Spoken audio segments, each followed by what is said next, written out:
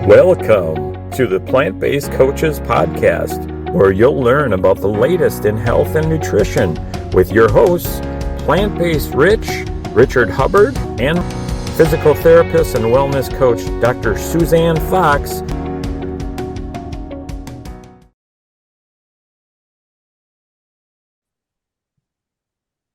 Hey everyone, this is Rich, Plant-Based Coaches Podcast.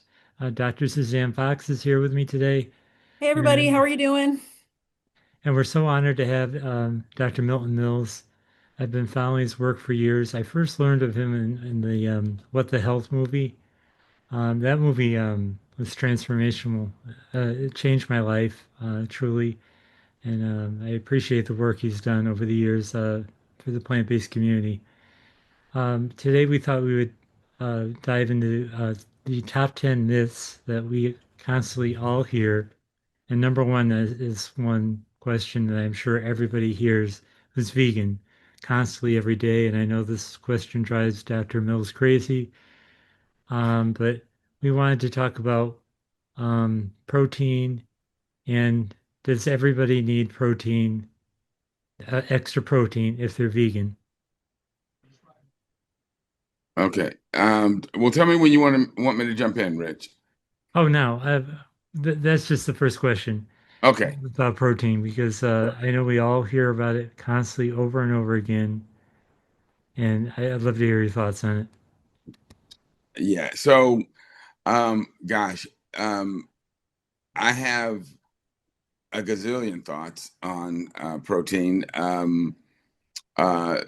because being someone who loves chemistry, um, I mean, we could take a super deep dive into the whole idea of protein because living organisms on the planet are divided into eukaryotic cells and prokaryotic cells, which is way more information than most of your viewers want to know.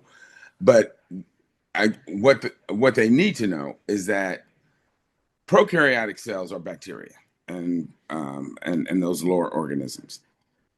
All plants and with the exception of algae, higher land plants and animals are eukaryotes, and all of their cells, well, actually, all living organisms contain protein. So the idea that only some organisms need protein and others don't is just ludicrous. Um, and so there's that level of understanding. Then beyond that, my sort of go-to retort when people ask the question, well, where do you get your protein? Is where do cows get their protein? Mm-hmm. Because people, readily and happily eat plant-based herbivores and never ever stop to question, how do these animals get all this protein that they're chowing down on without eating meat? And when you understand where protein comes from, you understand that all plants have protein because only plants can make protein. All the protein that's found in animal tissues is recycled plant protein.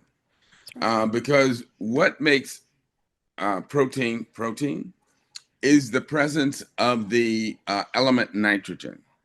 And the nitrogen originally comes from the nitrogen that is in the atmosphere. The vast majority of the air that we breathe in and out is nitrogen. It's only about 21% oxygen and maybe 2.5% or less, probably less than that, carbon dioxide, and then a few other scattered gases. So the vast majority of the air is nitrogen, but the nitrogen atoms are triple bonded to one another, and they are so strongly attached that they're essentially unreactive. And that's what we want because we don't want nitrogen to be dissolving into our bloodstream, and that makes nitrogen very inert. And it turns out that only plants working together with soil bacteria can take nitrogen, atmospheric nitrogen, break it apart, and then add electrons to it to make it reactive so that it can then be attached to carbohydrate backbones that, again, only the plants can make. Carbohydrate, what does that mean? Carbon and hydrated carbon. And plants take carbon dioxide, water, and using sunlight as energy, combine those into carbohydrates. And then again, working with the soil bacteria, attach nitrogen to these carbon skeletons and create what are called amino acids. And amino acids are then the building blocks of proteins. You can think of them like pearls on a string of pearls. Proteins are made up of individual amino acids, and what gives a particular protein its properties are the types of amino acids it has in its structure and how they're joined to one another, and so on and so forth. So the bottom line is all protein is originally made by plants. That's right. Only the protein you find in animal tissue is recycled or secondhand protein, and you can get your protein directly from plants, and it is excellent, high quality protein. And I don't remember if you asked this question, so I'm just going to sort of sneak this answer in, because one of the misconceptions that people had for years about plant protein was that plant proteins, excuse me, were somehow of poorer quality than animal protein, and therefore less nutritious, and or that they were incomplete, that you couldn't find all of the 20 amino acids that we need in plant proteins. Mm-hmm. We now know that is flatly not true. That all plant proteins are complete proteins. They are of excellent quality. And people might say, well, how did people get that misconception that plant proteins were of less lower quality than animal proteins?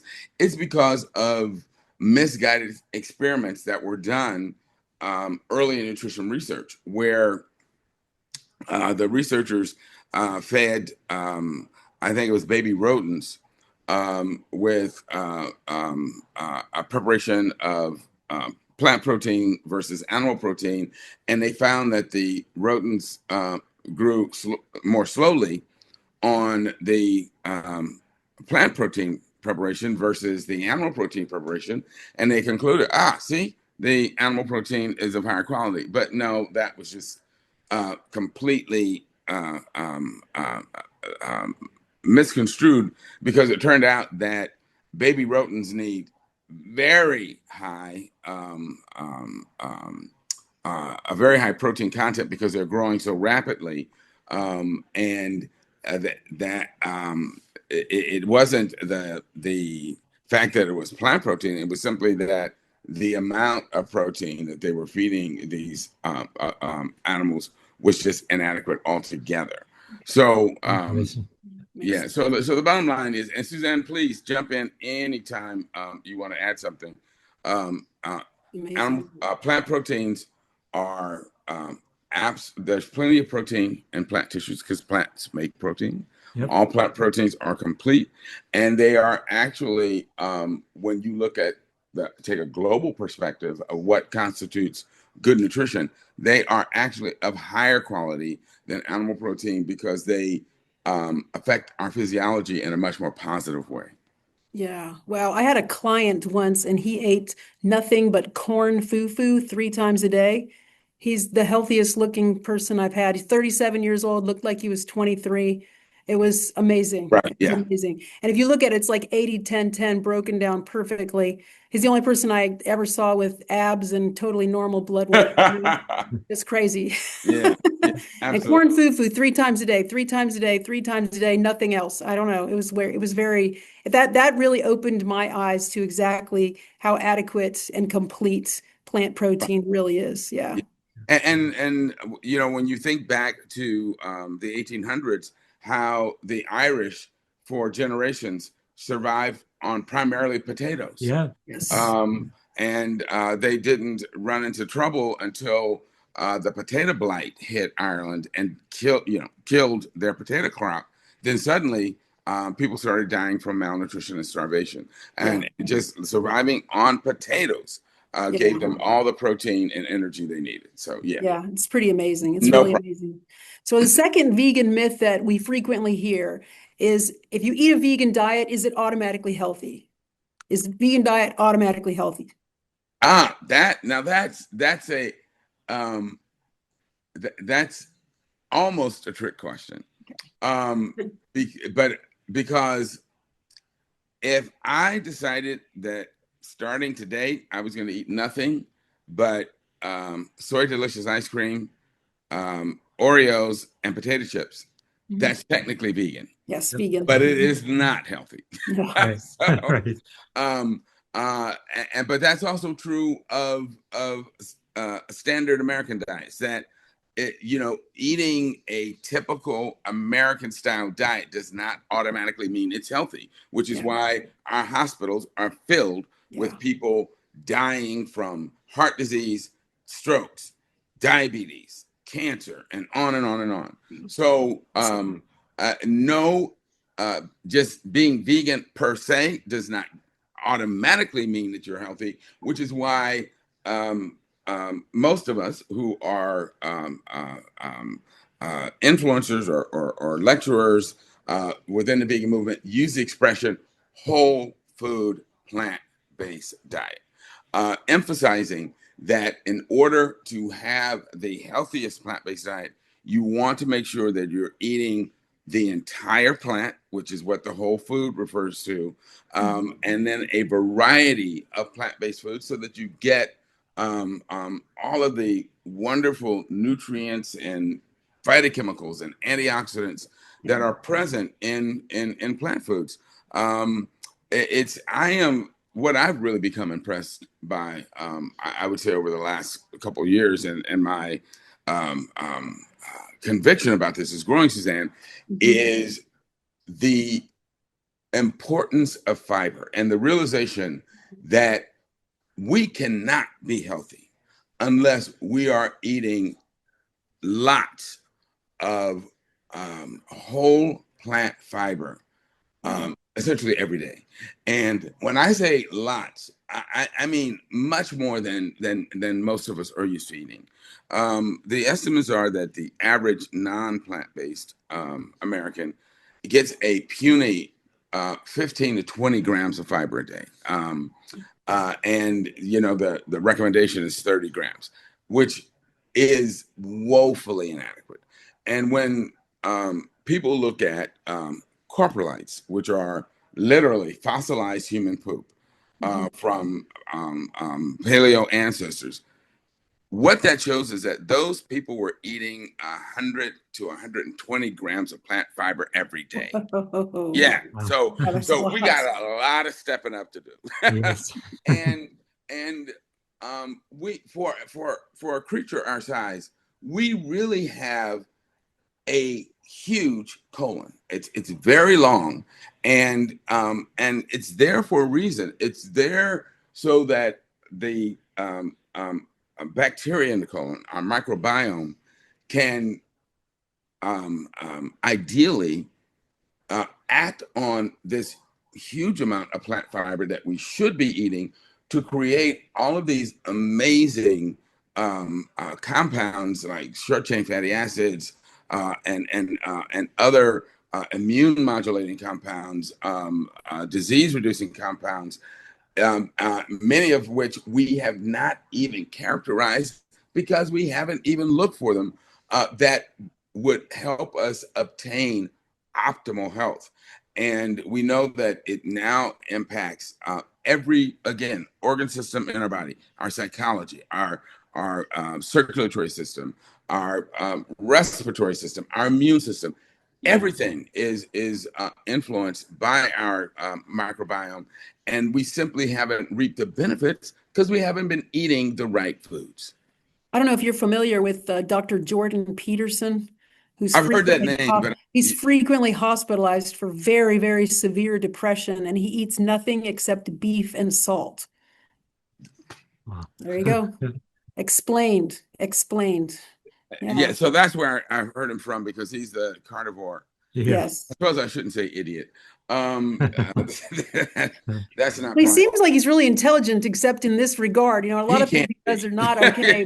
But yeah, it's incredible, and the fact that he's so surprised that he's so sick. You know. Yeah, well, that's what I'm saying. It's like, so sad. Yeah, how intelligent can he be if he really hasn't looked at human anatomy and physiology and figured out you have this colon for a reason.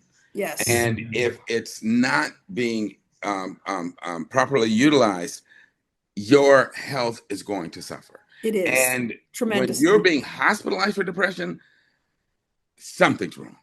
Yeah. You know, hospitalized for months on end. Right. That's the sad part. Months on end. Yeah. What does it take for people to figure out something's not right here? I mean, the country's kind of going through I'm not going to get too deep into politics, something very similar. And I'm trying to figure out what is it going to take for people to realize something's wrong here. But anyway, we'll move Sweet on. potatoes and broccoli. Sweet potatoes and broccoli are always the answer. Yes. And my motto is you can never have too much broccoli. Yes. There you go. Perfect. The Knicks myth I already know is not true, because I feel like I have a lot of energy. I make it to the gym every week and a very active lifestyle. But I always hear from others, vegans are always low on energy. Yes. I love that one. And so let me start by saying Western civilization was built not by hitching our plows, stagecoaches, and wagons to lions, tigers, and bears. We hitched them to oxen, mules, horses, elephants, to the herbivores, because only they had the strength and stamina to do the work. Wow. Okay? And we are now seeing a movement amongst professional athletes where many of them are changing to a vegan diet because they recognize how much it enhances their on-field performance, their stamina, and their recovery from exercise. That they don't get injured as much, that they recover much more quickly, and it has prolonged the careers of many prominent athletes. I mean, one that comes to mind immediately is Djokovic. What's his first? Novak. I'm sitting there, like, what is Novak's first name? Novak Djokovic absolutely credits his being vegan to his outstanding performance and his longevity in the tennis world. The Williams sisters were vegan. Venus used it to help ameliorate the effects of her Sjogren's syndrome, and there were many football players, and there are so many basketball players who are vegan that it is mind-blowing. So people are truly now coming to realize just how amazing plant foods can be in terms of enhancing our performance as athletes, and again, protecting us from injury and helping us to recover. So that is the absolute worst. Well, I won't say it's the worst myth, but it is one of the biggest ones that plant-based mammals don't have energy, because, like I said, just look at our history as a civilization, and we're now finally beginning to discover that for ourselves as a species. The next one that people often, I mean, I get this on my TikTok videos constantly, is you cannot build muscle on a plant-based diet. Really? Tell that to an elephant. Tell that to a gorilla. Tell that to a rhino or What they say, but what the clients always say, because I bring that up, and the people like the questioners, they always say, well, they have a different gut microbiome and they have a different sort of gut setup than humans do. Oh, and my response would be, oh, really? So tell me how that works. So, what is it about their microbiome that somehow makes them put on tons of muscle? I mean, people are quick to invoke things like that when they have no idea what they're talking about. Yeah. Because again, there's a huge maybe huge is not there are a large number of vegan bodybuilders Yes. nowadays who show that you can absolutely put on muscle on a plant-based diet, which again, as mammals, we know this from looking at other plant-based mammals. Yeah. The ones that people are eating are plant-based mammals. And I once saw this vegan kid at a veg fest, and he said, if people want to be strong as an ox, they should eat like one. And I have never forgotten that, because that is just the best little aphorism there is. And so if people eat healthy, balanced, plant-based diet and exercise, they will have no trouble putting on muscle. And that's just the bottom line. And no, you don't have to eat tons and tons of extra protein. In fact, I once got a question from a woman who had gotten a new trainer, and her trainer told her that she needed to eat, I think, something like 103 grams of protein every day. Oh my God, that's like trainer I once had. He told me 200 grams. Yeah, Very common. Yeah. Yeah, and so I told her, I said, well, the best studies we have show that people only need, even people who are exercising and athletes, only need and can only use somewhere between 0.7 to 0.8 grams per kilogram. So I said, if you take the assumption that you only need 0.8 grams per kilogram, divide it into that number, you come up with a body weight in pounds that would make you the size of a female gorilla. And so you absolutely do not need these huge amounts of protein because your body can't use it. And that's the other thing that, again, people are so misled about. They think that, in our over-consuming society, we always assume more is more. And so people think, oh, if I eat more protein, I'm going to build more muscle. No, you're not. Because all of the protein that you eat in a 24-hour period that your body doesn't use as protein, it converts it into carbohydrate. Our bodies do not store protein.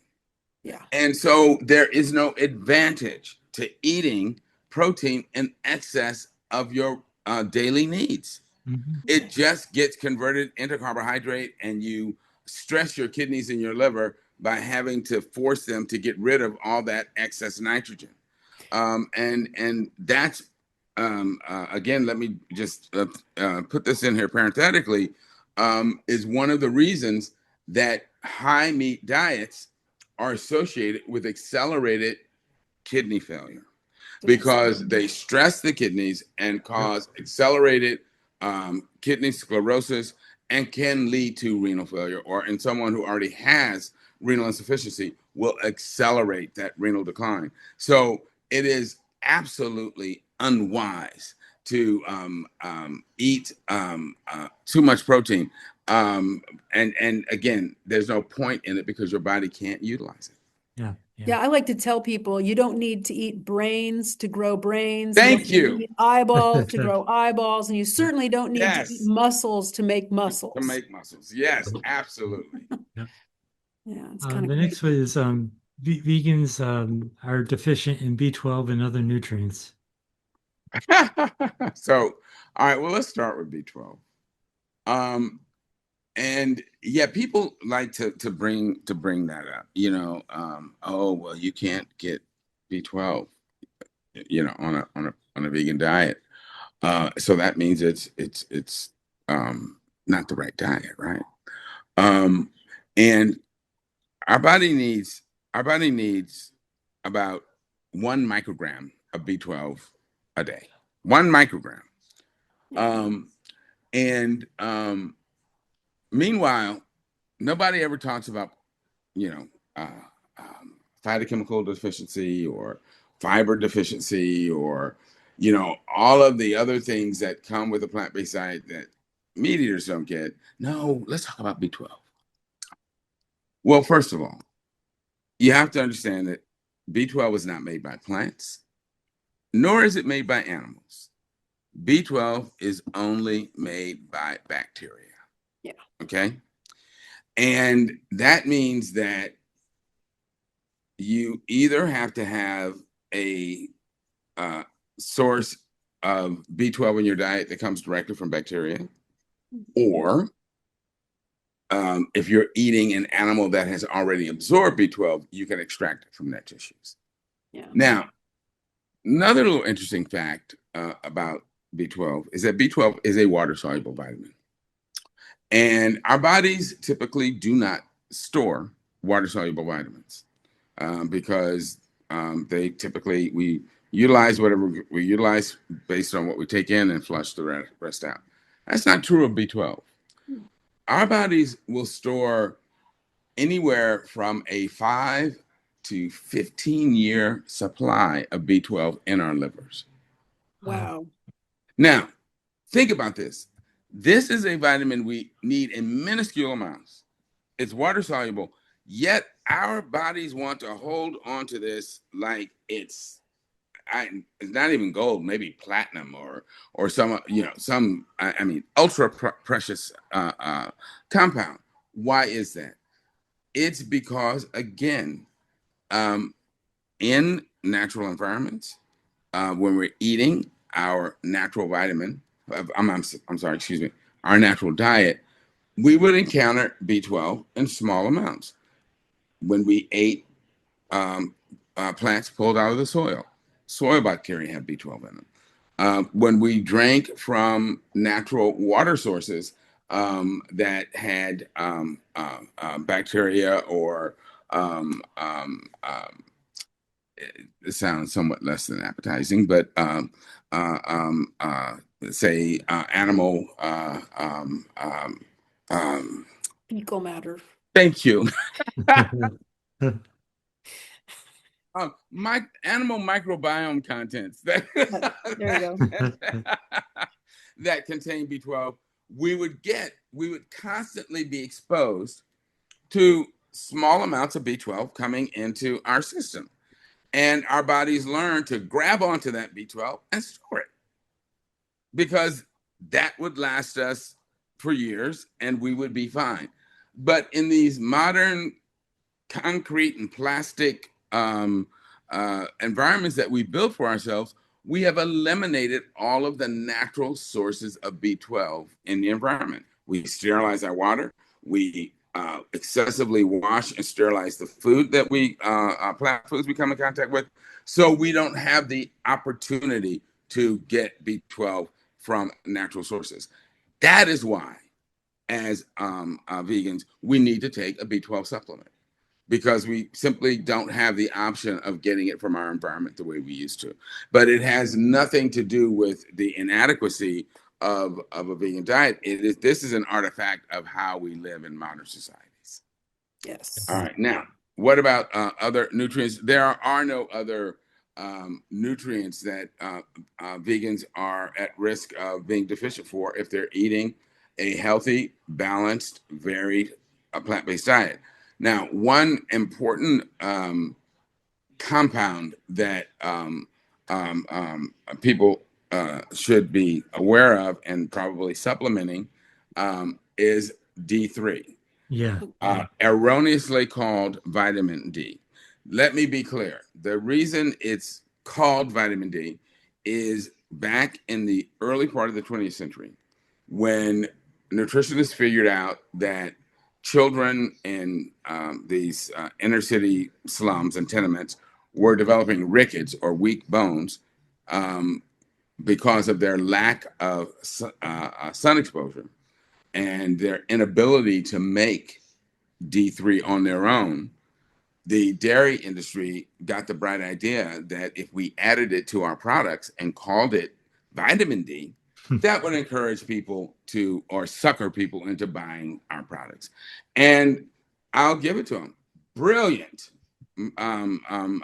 marketing move. I mean, and it has worked, you know, probably far beyond the original perpetrators' thought. But it is not a vitamin. It is a hormone that we all would make if we got adequate sun exposure, but none of us do. And that is true of both plant-based people and people who eat a standard American diet. All of my patients, if they're not supplementing, come in and they are D3 deficient. I want to add a weird caveat to this. I am the only person I know that has normal vitamin D. I am the only person I know. And what I do, I know it's controversial. I know it may be, I'm not recommending it for anybody because it is controversial. I stand in the tanning bed for 6 minutes once a week. Okay. Okay. And you're probably saying that that's controversial because of the concern people have about possible skin yes, right? That's worrisome. Yes. Yes. Well, except that what happens if someone ate like, I don't know, a pound of carrots a day, every day? We all know that they would do what? Turn orange, right? Orange, yeah. Because their bodies would take that carotene, that pigment in the carrots, and deposit it in their skin, and they would slowly turn orange. Well, our body does that with all of the pigments in plant foods. And those pigments actually help protect us against sun damage, because that's exactly what they do for the plants. Those pigments and the bright colors and blueberries and blackberries and strawberries, they are there to protect the plants from UV damage in the sun. And when we eat our colors, as they say, and we eat a good healthy diet that is made up of all of these different plant foods with these brightly colored pigments, our bodies also deposit those same pigments in our skin, and they help protect us against sun damage. So you're probably okay. I figured as much, but I know it is controversial, but I do not take any vitamin D3, and I do have a normal range, in fact, a good range of vitamin D3. And I just thought that was interesting when they check it. It's always I think that's awesome. That's awesome to hear. And I recommend to patients, family, friends that they take 5,000 IUs in combination with K2 every day. And that's good to know. I came up with that amount or that level after I read an article. This is actually a study that was done on SAN Bushmen living in the Kalahari Desert in Southern Africa. And those people actually were shown to make 15 to 20,000 IUs from sun exposure every day. Wow. So, yeah.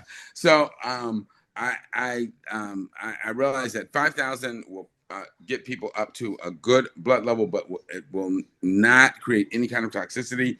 And further, in looking at the few studies that have been done on D3 toxicity, you don't show, they've never shown any kind of toxicity associated with D3 until the levels get above 100 micrograms per deciliter. So you got to get pretty hard to do that. Yeah, it's almost impossible unless you. How about the K2? What's that about?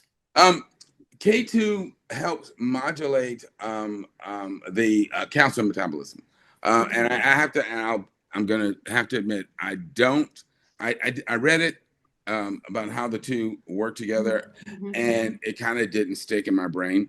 But you remembered enough to know to take it, but you didn't quite exactly, assimilate it that way. Yeah. Yeah, but I would just encourage everyone to Google why take K2 with D3, and it'll explain that they work synergistically. And that is what I take daily is D3 and K2. Is that what you do, Richard? Yeah. Do you take 5,000? They come no, as a not combination 5,000. I've been doing like 2,000, I think. I have to look at the bottle. It's not quite 5,000. So they come together like it's a special compound? Oh yeah. They this is so well understood now that you can get the preparation as a combination capsule. Okay. Yeah. And I did check my levels as well, and they're normal, well within the normal range. So, do you remember what it was? Was it above? Was it 40 or above? Mine's 38. Mine's 38. The cutoff. What?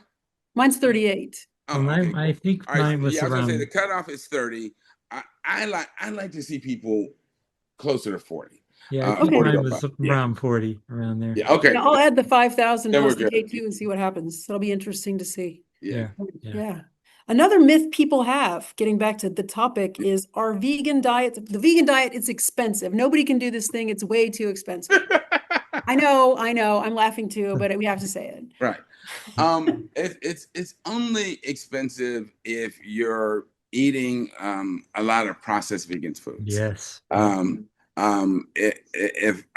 even then you have to be eating almost nothing but processed vegan foods, which I would never encourage someone to do. But if you are eating, again, a healthy whole food plant-based diet, it is not expensive because plant foods are some of the least expensive foods out there. And if you're your grains, your legumes, your vegetables, these things are I won't say dirt cheap, but they are not pretty dirt cheap. Yeah, a big canister of oatmeal for $3. That'll last you for a month. Yeah, so that's pretty decently priced. Right, and the key is to not make the rookie mistake a lot of people make when they go plant-based, and that is rush out and buy refrigerator full of perishable vegetables. You have to learn to get your staples, such as your dried. It is depressing watching them rot. Oh yeah, exactly. Get your dried, grains, legumes, oats, things like that, and then learn to shop for the perishable things. Every 2 to 3 days, and use them so that they don't go bad. And if you, like me, and I'm sure you guys probably do this too, you like smoothies, you go out, you buy your berries, you're not gonna be able to use them all before they go bad if they're in the refrigerator. But if you wash them, take out what you're going to use to make your container of smoothie for the next couple of days and freeze the rest, you're good. Yep. Yeah. And then you can just take them out of the freezer and blend them up as you need it. And it helps to have a good blender like a Vitamix, because then you can, the fact that they're frozen is not a big deal. Right. Yeah, just chops it. Personally, I shop every day just because I like to get the steps in. So I just buy whatever produce I need. And that's actually the way most people around that, certainly in Europe, that's the way they tend to do it. They have more local markets, and people go out and shop for a meal plan on a daily basis. But here in the United States, we make it so hard, with having these supermarkets that are usually not that convenient, and and the ones that are convenient are nothing but chips and those are the junk food marts. And I read something yesterday that was hilarious. It said whoever put the S in fast food was a marketing genius. Yeah, I call it fat food. Yes, fat food. Right. Stay out of the fat food restaurants if you don't want to be fat. Right. I gotta say the one thing about prices, though, not to get political, everything is going up. The organic strawberries. I do like to get organic strawberries. Yes, exactly. Under the previous administration was like the highest I saw was like $5.99. Now they're $7.99, Okay. $8.99. Okay. Yes. Yeah. Yes. I won't even wade into this. Yes. We Yeah, all know things I are just had getting to throw it expensive. out there just because, yeah, Yeah. No, yeah, I'm glad you did, Richard, because it's true. yeah. And the bottom line is this: is that because I try to get organic when I can and when it's available, and that's going to cost you a little bit more. But the question is, where do you want to spend the money? On your food or on the doctor? Exactly. That's why I think it Yeah, too. Yeah. exactly. Doctor's And expensive. so it's better to do it up front and remain healthy than to try and buy back your health with medications and doctor's visits. Which doesn't even work. No. Totally agree. No, it Totally doesn't. agree. You and I both know we've been in the hospital. You're Yeah. there every day. I just was there for a couple of years, but you're there every day seeing the vast majority of people are not. In fact, nobody's in there because of protein deficiency. They're Okay. all in there Right. because of fiber deficiency and lack of fruits and vegetables and lack of And the- dip time and no sleep. And That the is the reason they are toxicity in of there. animal Exactly. protein and animal fat. Exactly. Yep. So, so sad. Okay. The next one is vegan diets lack calcium and lead to weak bones. Oh God. I know. Oh, I know. oh. I know. I know. Yeah, I'm like, where do I even start with that one? Again, I say to people, because they have been gaslit into thinking that the best way to get calcium is from cow's milk. And I'm like, okay, cows don't drink milk, so where does that calcium come from? Exactly. It comes from green plants. There's, again, just tons of calcium in green plants, and it's equally or more bioavailable than the calcium found in cow's milk. And it's better utilized by our bodies. But more importantly, when you look at mammalian physiology, no mammal species mineralizes its bones on its mother's milk. No, none, not one. This is so true. They nurse their babies for a very short period, and then the baby starts eating the normal diet, and that's where they extract their calcium. Wow. And that is just true of all mammals. That's amazing. And it is not possible to build strong bones drinking the milk of a bovine species. That's just the bottom line. It's the calcium in milk is not designed for bone mineralization. It's designed for muscle metabolism. And what we see worldwide when we look at countries that eat lots of dairy is what? Higher rates of osteoporosis. Mm-hmm. Yeah. Weaker Really bad bones. Dowager syndrome. Yeah. Yes, A lot of because that. it is not an appropriate way to try and mineralize bones. In fact, it causes us to leach calcium from our skeletons. So again, that has been a horrible and destructive amount of gaslighting by the American dairy industry in partnership with the U.S. government to make people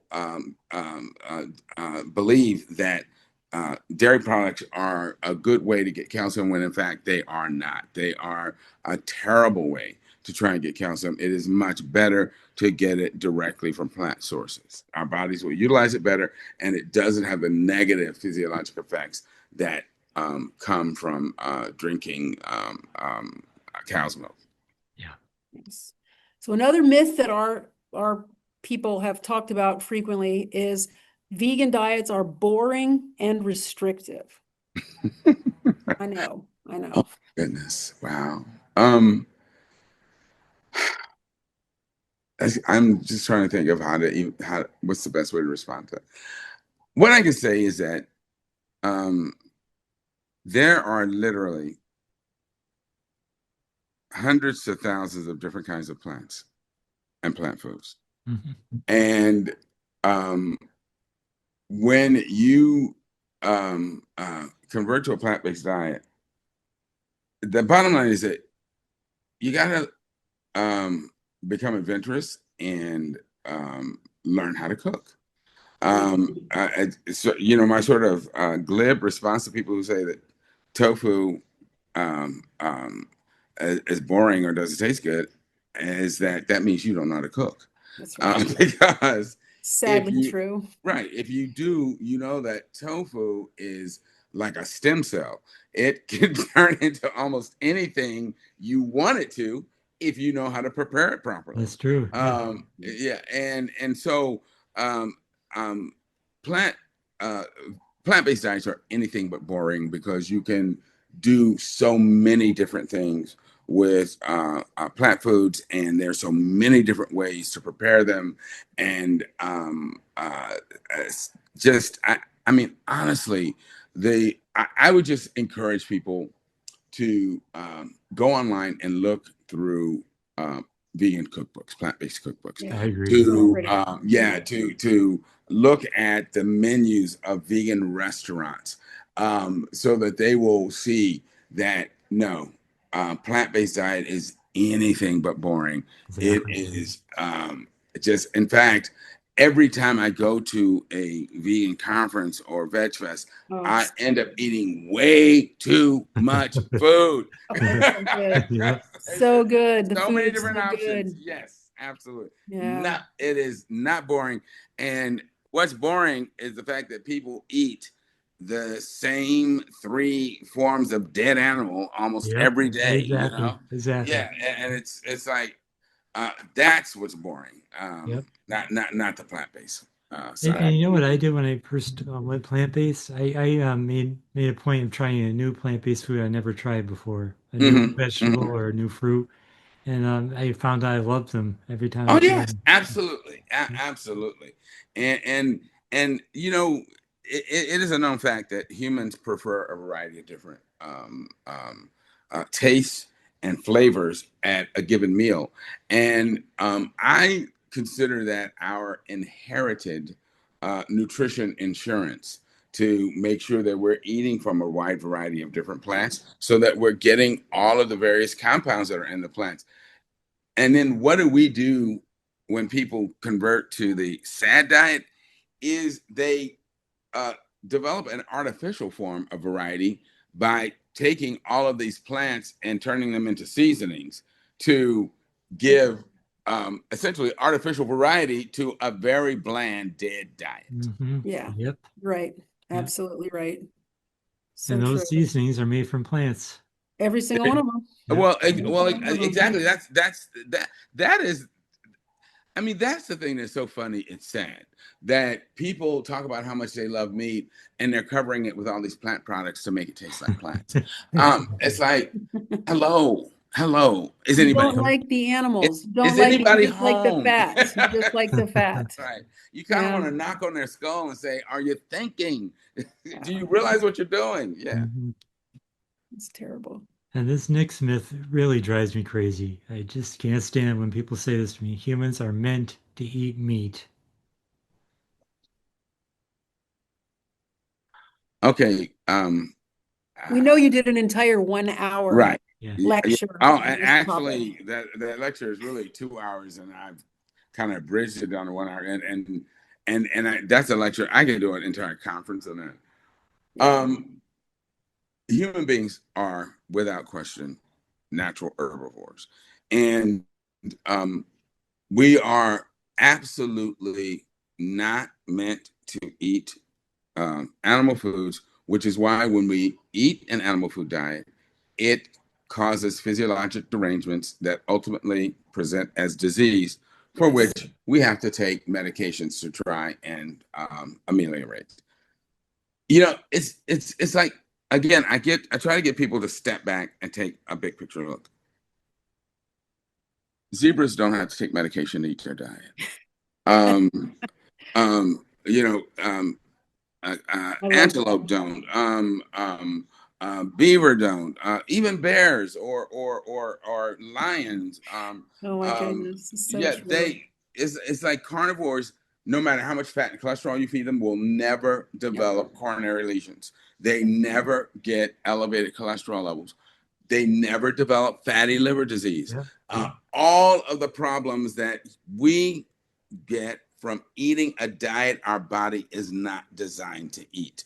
That is why we have to take these medications.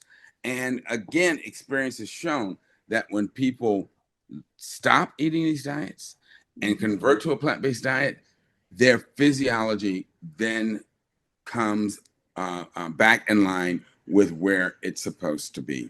And they no longer need the medications. So there is no question. We are absolutely not meant to eat meat. Animal protein and animal fat are toxic to our system.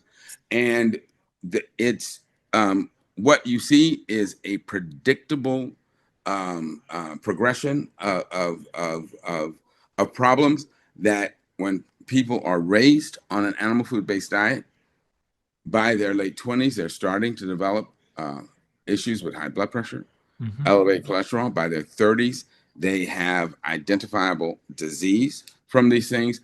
And by their 40s, they are starting to require procedures to try and reverse the ravages of this diet. And all of this is due to eating the wrong food.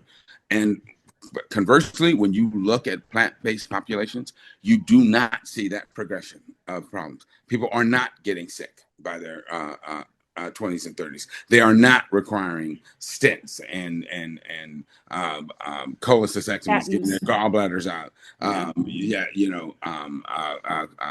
Problems with just all of the issues that we see happening again like clockwork in Western societies. They don't happen when we stick to our normal and natural diet, which is a plant-based diet. Yeah, you made me have a flashback to when I was in high school. It's something you said during health class. They checked our blood pressures, and mine was high back then in high school. And when I switched to a plant-based diet, I never had to go on a blood pressure med. It came right down, and it's just amazing the power of plant. Well, yeah, and for me, like I was a teenager when I switched to a plant-based diet, and I had acne before. It literally disappeared. Yep. Wow. I mean, it went away. But again, acne is absolutely related to the pro-inflammatory compounds that are contained in an animal food diet and all that animal fat and so forth. And can we talk about stinkiness? Because I just have to bring this up. People stink because they eat smelly food. Okay. Right. Yeah. And that when people are on plant-based diets, they do not create those same kind of volatile organic compounds that meat eaters make, and they don't smell the same way. And there's an actual placebo controlled study or double blind study where they had women smell t-shirts worn by men eating different diets, and they universally chose the t-shirts worn by the plant-based men because they smelled better than those eating the meat. So and weirdly enough, those men on average had 13% higher testosterone than the animal eaters. And higher sperm counts, by the way. Yeah, of course, yes. of course. Higher volume, higher count. Yep, that's so well documented. If you want to dump the Lumi and the Mando and all that crap, stop eating stinky food. And you know what? I it's embarrassing to say, but I don't use deodorant anymore. I don't need it. Oh my goodness. It shouldn't be embarrassing, Richard, because I got into the habit of using deodorant, just antiperspirant, just because that's what you do. And I've noticed that, like, if I'm just at home for days on end and I'm feeling lazy and I don't use it, I don't stink. Yeah, exactly. And it's like I was like, wow, maybe I don't need this stuff because it's really amazing how our whole total body physiology comes in line when we're eating the right food. And you know that immediately, when you go to the bathroom for number two, because you don't need a hazmat suit. Um, Well, I mean, it's pretty weird, but I have 8 plant-based dogs and same thing. yeah. Yeah. My Hazmat dog suit is not plant-based. required. Right. Yeah. It's like, oh my gosh, this is like for real, for real, for real. Yeah, it's pretty On weird. every level. Pretty weird. Everything gets better, every single thing. Everything. Everything. Now I got another myth for you, Doc. Okay. Sure. So I have heard frequently, I know this might self not to be true, but obviously this is what a lot of people are really hung up on. It is impossible for pregnant women, babies, and children to be vegan without suffering. Oh, that is so not true. Yeah. Let's take women first of all. Yeah, Being plant-based improves fertility. it does. Okay.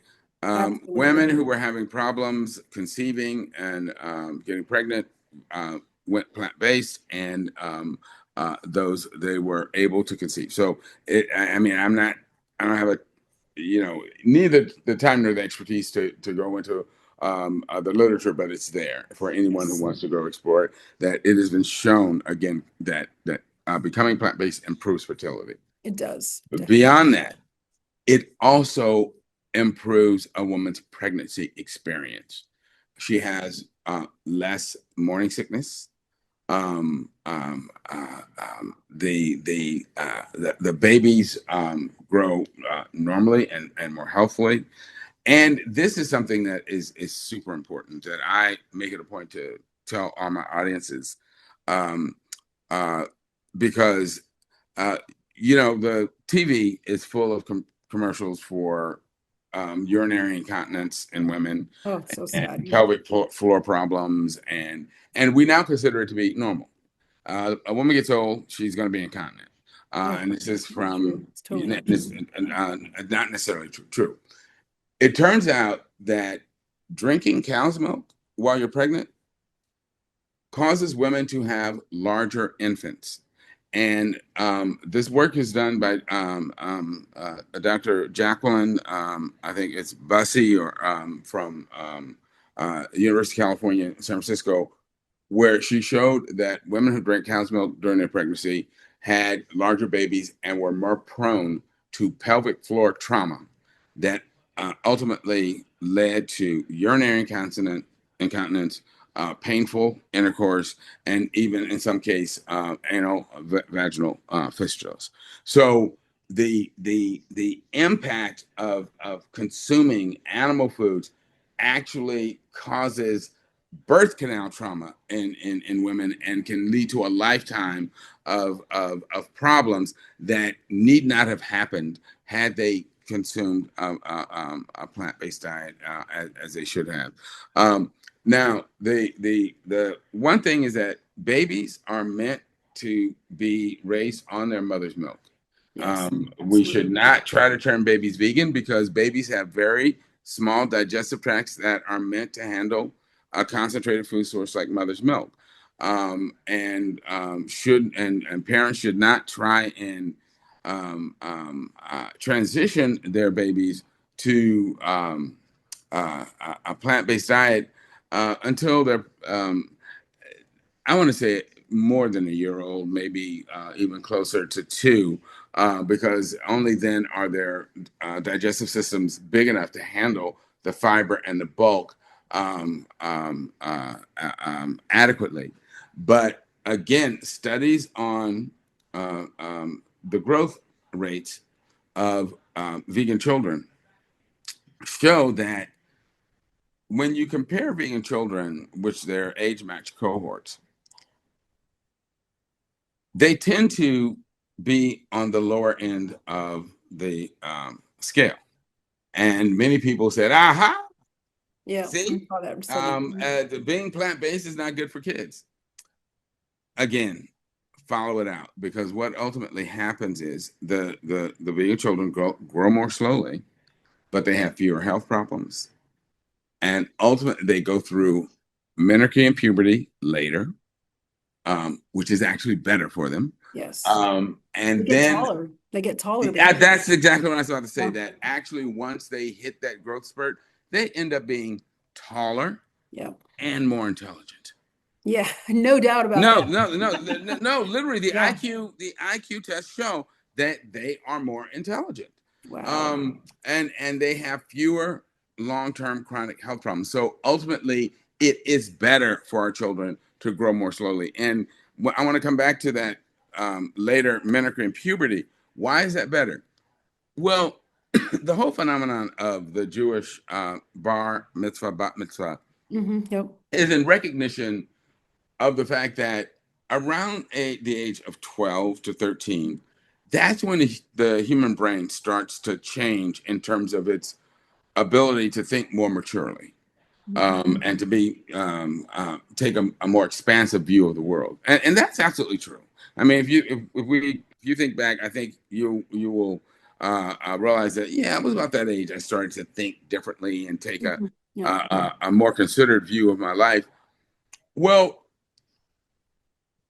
in Western countries, kids their bodies start going through development oftentimes at 10, 11.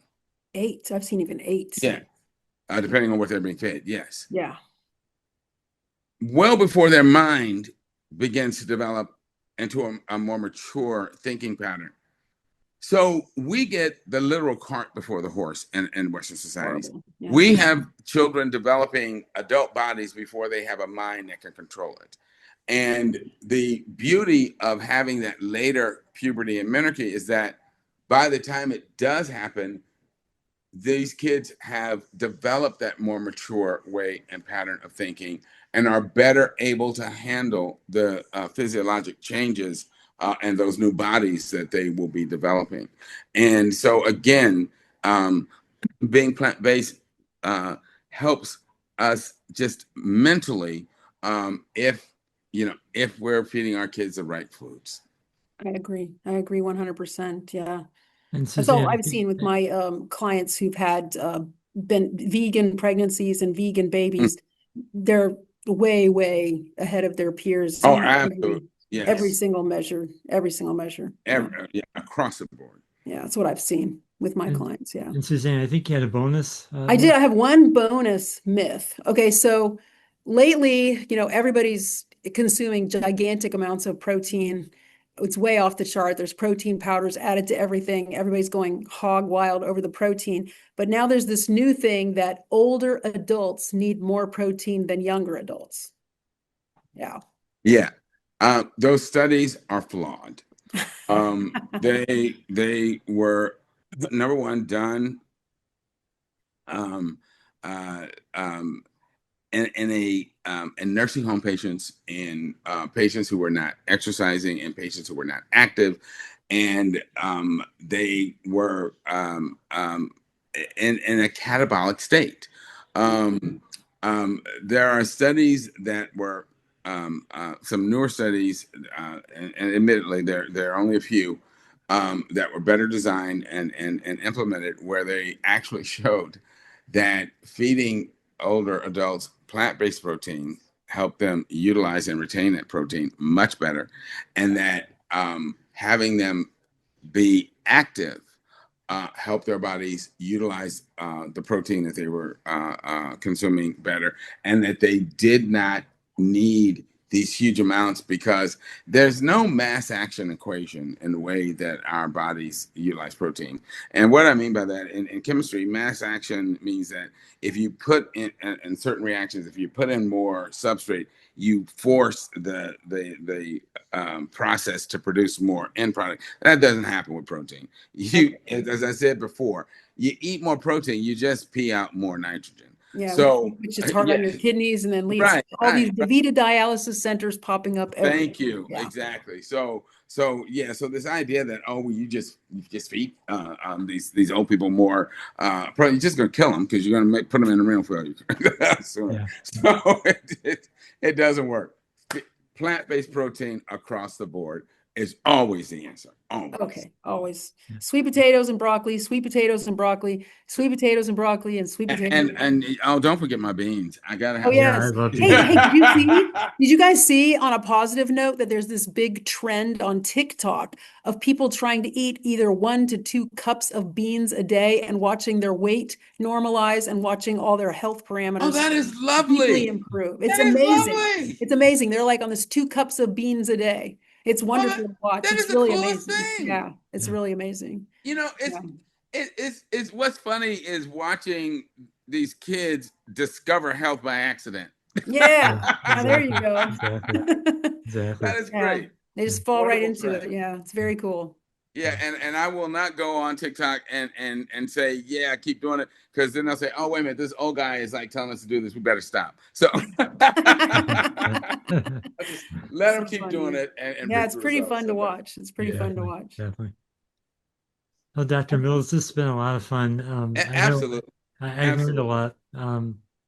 Just you're a wealth of knowledge, and I really appreciate it. Yes, thank you so very much. Well, Really this has appreciate been, it. yes, this has been fun for me too. So, when you guys, as you guys gather the questions from your listeners, and when you think you have, good number of questions, just hit me up, Richard, and we'll plan a session to run through them, and I might even be able to include some snippets of either videos or lectures, just expand on points. Awesome. Yeah. Nice. Yeah, we So appreciate that. we'll know in advance what we're going to be addressing. Yeah. Awesome. Thanks. Awesome. Yeah, Thank you thank you so again. much. Appreciate My it. pleasure. Good Okay. to see you both. And Yep. Richard, again, it's, without being too emotional, thank you. Thank you. You don't know how much you helped me with my dad, because I was a little lost, and you're helping me. And I know you probably just feel like, oh, you didn't do much. You did a lot. Thank you, man. Oh, no, I consider you a good friend, and it's my honor to help you. Yeah. All right. I'll talk to you guys later. Okay. All right. Yep. Thanks. Alrighty, take Yep. care. Thanks. Bye. Bye-bye. Bye-bye.